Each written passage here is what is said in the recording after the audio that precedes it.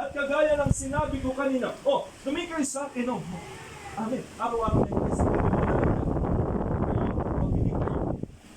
amen. Kagaya ng sinabi ko kanina, itong Biblia ito ay makapangyarihan.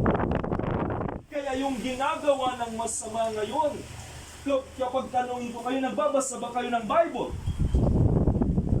Minsan. Minsan po. Ano yun, Pastor? You see, gusto nyo pumunta doon, pero wala kayong time para alamin kung ano yung nandun, no? Ito yung Biblia na kung saan ginagawa ni Satanas lahat para limutin ng tao kung ano ito. Alam niyo ba kung ano yung purpose nito? Sino may ganito? Lahat. Marami. Amen. Lahat ng tao, almost maliban kay Dananay. Amen.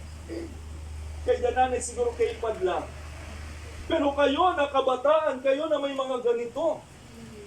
Ito ay ginawa ni Satanas. Pastor, ito ay maganda sa pagtawag, sa pag-message sa pamilya mo. Pero kung nagbababad ka na dito sa Facebook, sa TikTok, at sa mga walang kwentang bagay, kung nakakalimutan, anong nakukuha ninyo sa mga bagay na yun? Pag nagbababad kayo sa Facebook, anong nakukuha ninyo maghapon? Chismis, mga pangit na balita. Amen. Naiintindihan ninyo, kaibigan. Gusto ni Satanas na ibabad ninyo yung sarili ninyo para makalimutan ninyo ito. At alam nyo ba na ang problema ay, ang kamatayan, hindi mo alam kung kailan dadating. Alam nyo ba kung kailan kayo mamamatay? Handa ba kayo sa araw ngayon? Ako handa ako. Pag mamatay man ako ngayon, wala akong pakialam. Kung saan man ako mamatay, sa kalsada man ako, saan man, sa jeep man, wala akong pakialam. Bakit? Kasi alam ko na kung saan ako pupunta. Amen.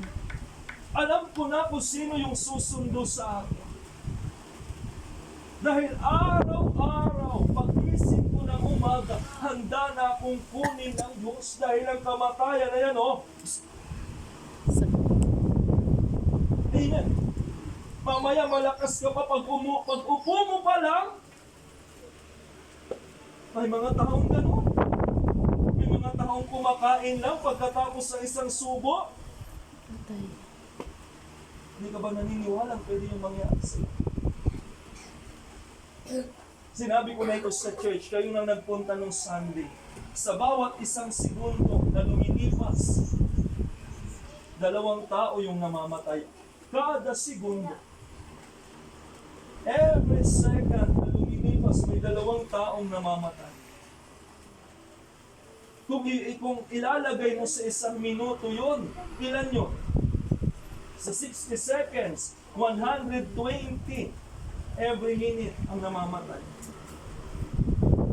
Sa 1 oras, ilan?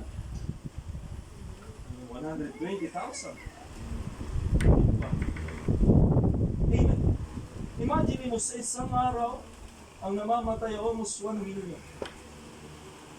Hindi ka ba naniniwala? Pastor, wag naman. Ito si Pastor, ayoko na.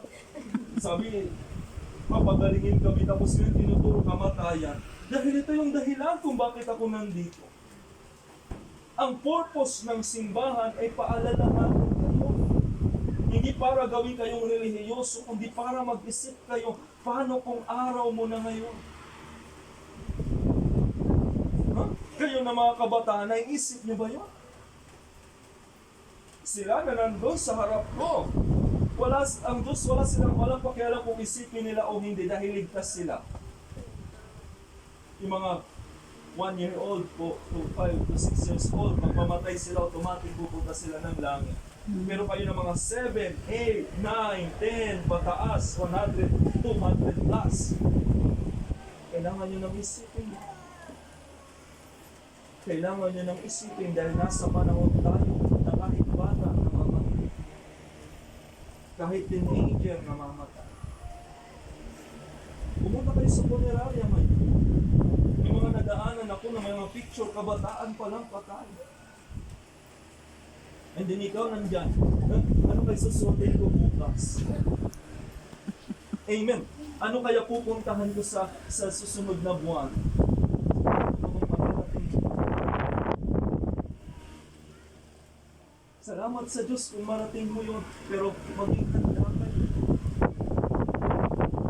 Kamatayan, kaibigan, na hindi yun pagmamatay ka, kagaya ng sinasabi ng lahat, rest in peace. Ang katawan mo ay magpapahinga, pero yung kaluluwa mo.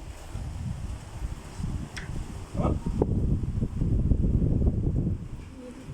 Anong kaluluwa sa inyo?